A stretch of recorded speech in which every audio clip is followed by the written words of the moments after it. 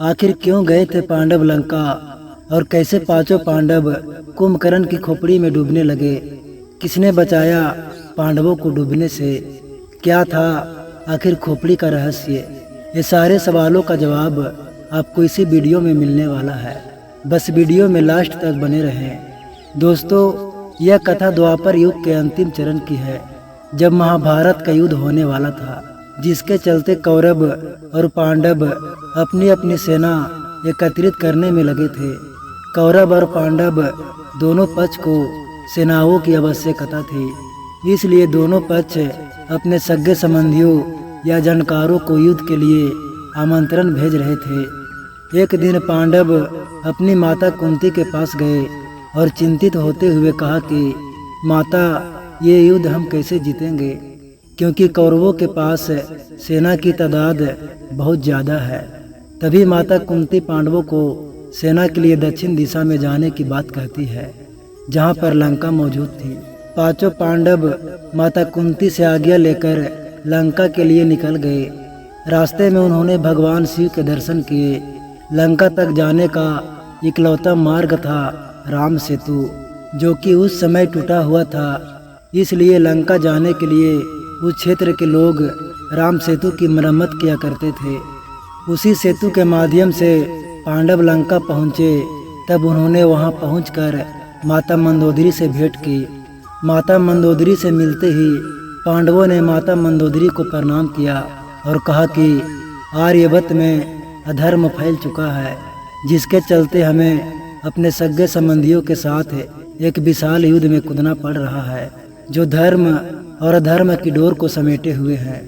हम अपनी माता कुंती के आदेश से ही यहाँ आए हैं और आपसे चाहते हैं कि आप अपनी विशाल सेना से महाभारत के युद्ध में हमारा समर्थन करें। तब मंदोदरी ने कहा कि लंका के राजा रावण पहले ही स्वर्ग सिधार चुके हैं। स्वर्ग और इंद्र को जीतने वाला मेरा पुत्र मेघनाथ भी पहले ही वीरगति को प्राप्त हो चुका है।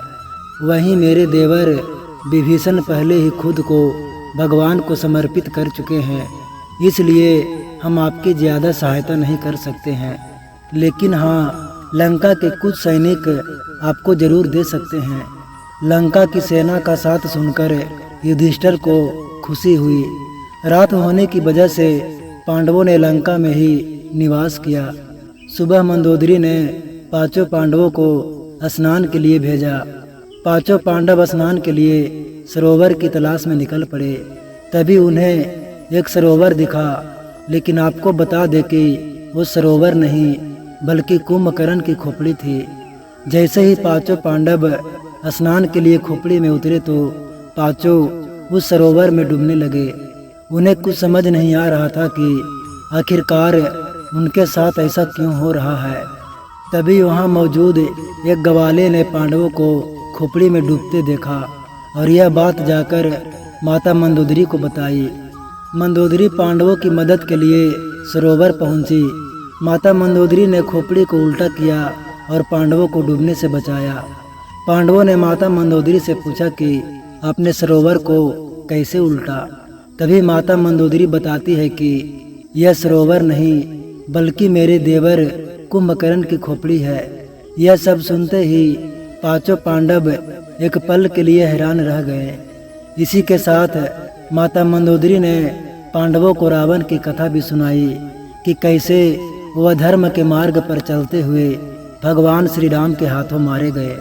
मंदोदरी ने पांडवों को कहा कि अगर तुम धर्म के साथ हो तो निश्चय ही जीत तुम्हारी होगी। तुम्हारी सेना बड़ी हो या छोटी, उससे कोई भी फर्क नहीं पड़ता। और इस तरह पांचों पांडवों को माता मंदोदरी से एक सीख मिली। दोस्तों, अगर ये वीडियो आपको पसंद आए तो वीडियो को लाइक करके चैनल को सब्सक्राइब जरूर करें।